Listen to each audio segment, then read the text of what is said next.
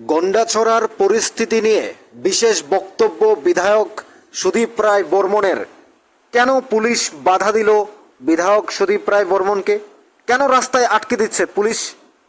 বিধায়ক সুদীপ রায় বর্মনের এই বক্তব্য অত্যন্ত গুরুত্বপূর্ণ আপনাদের জন্য। শুনুন তিনি কি বলছেন এই বিশেষ পরিস্থিতি নিয়ে।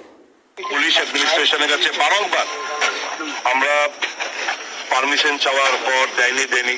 কালকে রাত্রিবেলা ডিএম বলে আপনার কাছে আসুন, সকালবেলা অন দ্য ওয়েতে বললো না আজকে আবার এটা এক্সটেন্ড করা হয়েছে, হ্যাঁ তো আসবেন না আপনারা অন দ্য ওয়েতে। আমরা কেন আসতে পারবো না?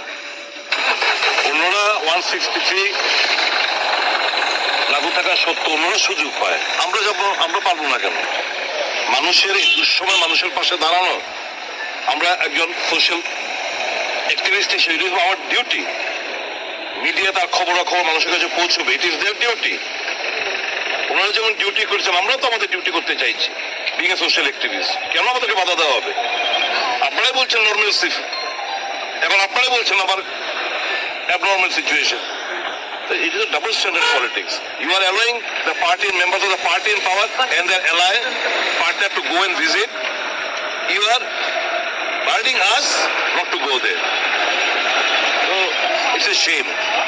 যারা এই রাজনৈতিক দালালদের চাপে পড়ে যারা এই অর্ডারগুলো, ইলিগাল অর্ডারগুলো, দেখি কালকে আমরা এটা will vacate this order. This order has to be vacated. আপনার কি মনে হয় যে এখানে এখনো পরিস্থিতি সেভাবে নিয়ন্ত্রণে নেই, যার জন্য পুলিশ গোটা পুলিশের এই অ্যাক্টিভিটি অ্যাডমিনিস্ট্রেশনের অ্যাক্টিভিটি, পুলিশ তাদের অর্ডার ক্যারিয়ার করছে, আই ডোন্ট ব্লেম দেম। অ্যাডমিনিস্ট্রেশনের এই order itself proves that the situation is not at all normal. সব চাপিয়ে দাবিয়ে রাখা হয়েছে। এতদিন পর ইনসিডেন্ট কবে হয়েছে? 12 তারিখ বোধ হয়, 12 তারিখ না, আজকে কত? 22, প্রায় 11 days has elapsed.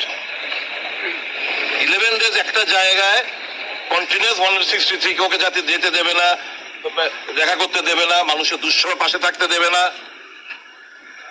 এখন যদি আমরা গাড়ি ভরে যদি আমরা ত্রাণ সামগ্রী নিয়ে আসতাম, তার মানে এটাও ঘুরিয়ে দিত, মানুষের কাছে যেতে দেবে না। কি সামথিং ফিশি? লুকানো হচ্ছে, চাপানো হচ্ছে, ঠিক না এগুলো? মণিপুরের থেকে আরো বেশি ক্রিটিক্যাল ছিল। কোথায়? এরকম ভাবে তো দাবি রাখতে পারিনি, এরকম ঘটনা তো ঘটেনি। এরা চাইছে আগুনটা বারুদটা যেটা ষড়যন্ত্র রাজনৈতিক দালালরা করেছে, এটা চাইছে এই চাপানো যে ক্ষোভটা এটা আরো বিস্ফোরণ ঘটাত, এই অ্যাক্টিভিটি স্পিক করে। ধিক্কার জানাই এই সমস্ত অগণতান্ত্রিক কার্যকলাপ। শুনলেন তো বিধায়ক সুদীপ রায় বর্মনের বিশেষ বক্তব্য। গন্ডাছড়ার পরিস্থিতি নিয়ে তার এই বিশেষ বক্তব্য। কেন আটকে দিল মাননীয় সুদীপ রায় বর্মনকে গন্ডাছড়া রাস্তায়? কেন তাকে যেতে দেওয়া হচ্ছে না?